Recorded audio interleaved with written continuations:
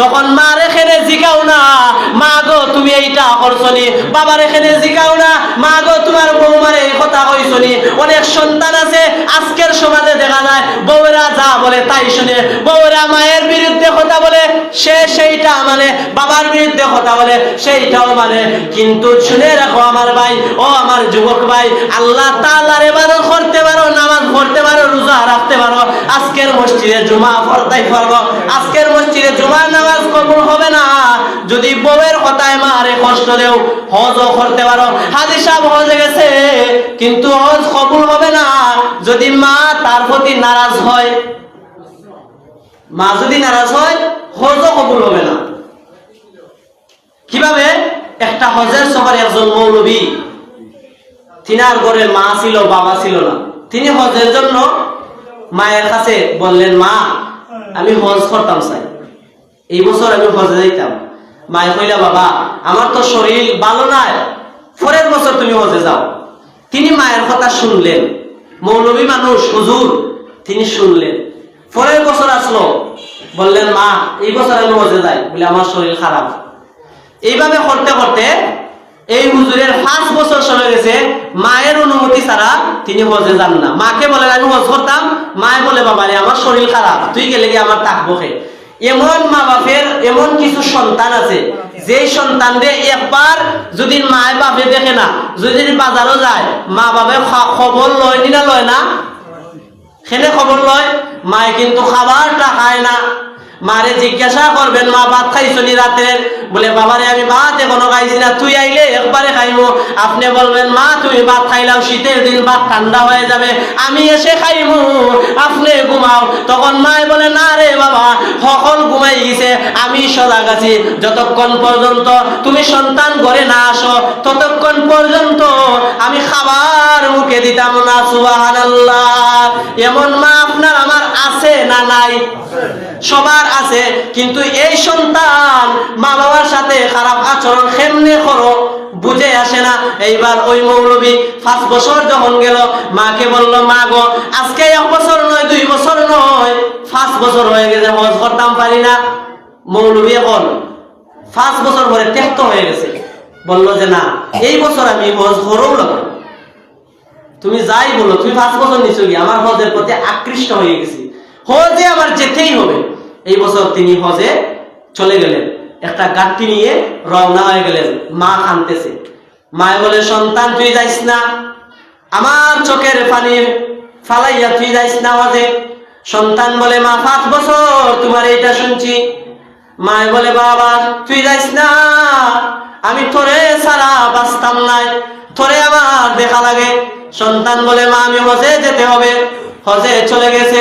এইবার মা জননী আল্লাহ তাআলার আসমানের দিকে তাকিয়ে কান্না করে আর বলে আল্লাহ গো আমার সন্তানটা আমারে কান্নায় চোখে ফালাইয়া হজে গেছে, আল্লাহ আমার সন্তান যেইভাবে আমার দিকে মুখ ফিরিয়ে নিছে, তোমার রহমত সেই দিক দিয়ে মুখ ফিরিয়ে নিও আল্লাহ, তোমার রহমত যেন এই সন্তানের প্রতি না থাকে। গজব লাগছে নি বলতে চাই? লাগছে। আল্লাহ তাআলা দোয়া, মা বাবার দোয়া সন্তানের জন্য ডাইরেক্ট কবুল। মা বাবা যা বলবে আল্লাহর কাছে তাই হয়। এখন হজে গেছে, রাস্তা দিয়ে যা হুজুর হেঁটে হেঁটে, আগে তো চলা ছিল হেঁটে হেঁটে যাওয়া নবীর যুগে। মসজিদে সন্ধ্যা হয়ে গেল, মসজিদে তিনি রাত্র কাটাইবেন, রাত্র কাটাইয়া সকাল বেলায় তিনি বের হবেন হজের উদ্দেশ্যে, আবার বের হবেন। মসজিদে যে তাবলিগ এলা আসে, তাবলিগ এলা যেইভাবে মসজিদে বসে তিনিও মসজিদে ঘুমাইলেন। রাত্র যখন গভীর হয় সন্তান ওযু করে তাহাজ্জুদে খাড়া হয়, কারণ মৌলবীটা বড় আমলদার ছিল। তাহাজ্জুদে যখন খাড়া হইল, তাহাজ্জুদ নামাজ পড়তেছে, এদিকে একজন সুর গ্রাম থেকে চুরি করে মাল আনতেছে, তার পিছনে সুর যখন কোনো উদ্দেশ্য দেখে তারকে ধরে ফেলবে, এই ধরার কারণে কিন্তু সুরগুলা মাল ফালাইয়া তার জান বাঁচায় না, বাঁচায় না। যে সময় দেখে তার কন্ট্রোলের বাইরে তাকে অ্যাটাক করে ফেলবে, তখন আর এই সুর এই মালের আশা ছাড়ি দে, ছাইরা মালের বোঝাও তার দোজান মেখামায়। এখন ওই সুর কি করলো, মাল হাতের মধ্যে আছে, মালটা মসজিদের ভিতর রেখে ওই সুর পালাইলো। এখন বলেন তো মসজিদের ভিতরে যেই মাল আছে, মসজিদের ভিতরে ও হুজুর আছে নি? কথা বুঝরা না মনে হয়? মসজিদের ভিতরে হুজুর আছে নি? এখন মসজিদের ভিতরে একজন হুজুর আছে আর চুরির মাল আছে।